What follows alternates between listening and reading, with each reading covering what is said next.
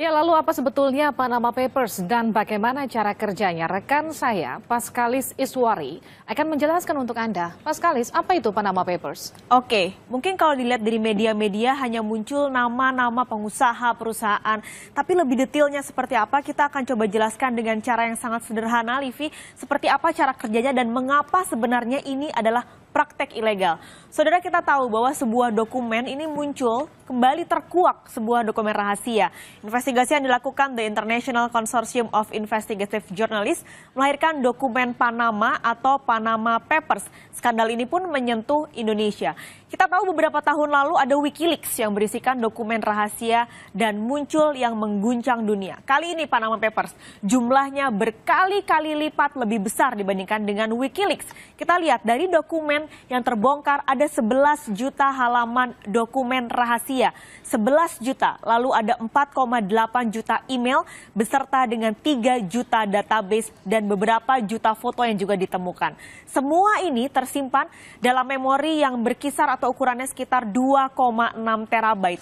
Sebagai gambaran saudara, ketika Wikileaks bocor beberapa tahun lalu, ukurannya hanya sekitar 1,7 gigabyte. Bisa Anda gambarkan berapa kali lipat besaran dibandingkan Panama Papers dan juga Wikileaks.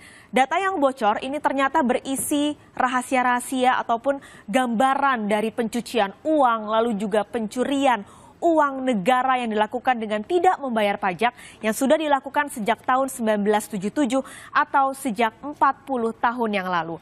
Jika Anda masih bingung, kita akan mencoba jelaskan sistem kerja dengan cara yang lebih sederhana lagi. Kita ada gambaran yang pertama, ini ada Indro. Indro ini memiliki uang, ceritanya beberapa lembar uang dan disimpan di rumahnya. Namun ketika itu Indro cukup kesal karena ibu Indro ini penasaran dengan sebenarnya berapa besar jumlah uang yang Indro miliki.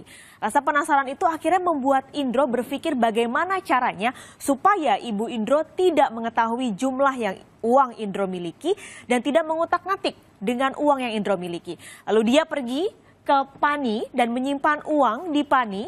Uang yang dimiliki oleh Indro ini disimpan di Pani dengan catatan karena Pani memiliki sistem ataupun tingkat rahasia yang cukup baik sehingga uang Indro tidak diketahui oleh ibu Indro ataupun oleh pihak lain. Nah, setelah itu kita melihat grafik selanjutnya, ternyata yang menitipkan uang ke Pani ini tidak hanya Indro, tapi banyak lagi pihak yang memiliki uang cukup banyak ini dititipkan ke Pani, sehingga Pani memiliki cukup banyak simpanan dari orang-orang yang menitipkan uang tersebut. Nah, ketika itu tiba-tiba ibu Pani ini mengetahui apa yang dilakukan oleh Pani dan marah. Karena Pani menyimpan uang yang dimiliki oleh orang lain dan disimpan di rumah mereka. Setelah itu akhirnya Ibu Pani mengadukan ke Indro ataupun ke orang-orang yang memiliki uang-uang yang disimpan ke Pani ini. Nah, kira-kira seperti itulah gambaran bagaimana akhirnya Panama Papers terkuak rahasia-rahasia dokumen yang dimiliki oleh uang-uang para pengusaha ataupun orang-orang yang memiliki uang cukup banyak.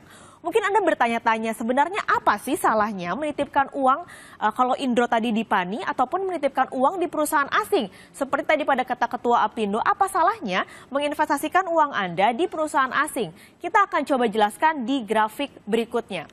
Ada klien A ini memiliki uang, kita katakan mungkin sekitar 1 triliun rupiah uang yang sebenarnya uang ini tidak diinginkan untuk dikenakan pajak di negara di mana klien A tinggal. Nah, lalu muncullah sebuah perusahaan offshore yang kali ini adalah yang terkuak Mossack Fonseca. Nah, Mossack Fonseca ini memberikan ataupun menawarkan jasa kepada klien A untuk berikan uangnya kepada kami dan Anda tidak akan bisa terkena pajak dengan uang 1 triliun rupiah tersebut. Hanya ada satu syaratnya, Anda memiliki wakil. Nah, di sini adalah B. B ini adalah merupakan wakil ataupun teman yang dipilih oleh klien A dan dengan syarat bukan dari yang sedarah atau bukan keluarga kandung. Karena jika keluarga kandung B ini merupakan keluarga kandung dari klien A, maka akan sangat mudah terdeteksi aliran-aliran dana yang diluncurkan atau dikeluarkan dari klien A menuju klien B. Nah, setelah itu prosesnya klien B ini mendatangi perusahaan offshore Fonseca ini. Setelah itu akan ada bank yang juga diajak bekerja sama dalam proses ini. Dalam dokumen ini terkuak ada 2 bank, UBS dan juga HSBC, dan seperti Anda ketahui dan bisa saya informasikan bahwa kedua bank ini sebenarnya sudah berkali-kali terkena proses ataupun terkena kasus seperti ini dan terkena teguran di negara asalnya.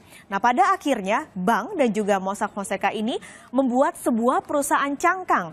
Mengapa dikatakan perusahaan cangkang? Karena perusahaan ini sebenarnya adalah fiktif. Jadi hanya ada di luarnya saja, hanya ada kulitnya saja. Tapi jika diperiksa lebih dalam lagi, sebenarnya sistematika ataupun syarat-syarat dan juga pembayaran pajaknya tidak ada ataupun nihil. Sehingga disebutlah perusahaan cangkang.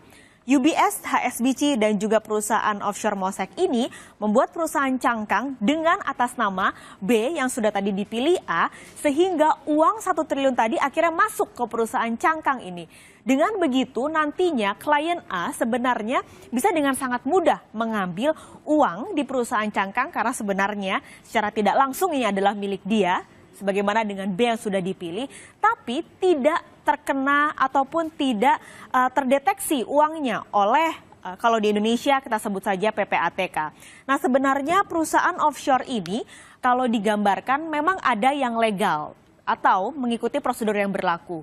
Tapi banyak sekali juga sebenarnya perusahaan-perusahaan yang ilegal dan tidak mengikuti aturan-aturan ataupun jalur-jalur yang sebenarnya harus dilakukan. Karena itu juga banyak sekali kartel-kartel narkoba yang melakukan pencucian uang melalui perusahaan-perusahaan offshore, salah satunya adalah Mossack Fonseca, dan dipilih Panama sebagai negara yang sebenarnya sangat ringan pajaknya. Nah, kita lihat bahwa sejumlah nama juga muncul di dokumen yang berjumlah 11 juta tadi.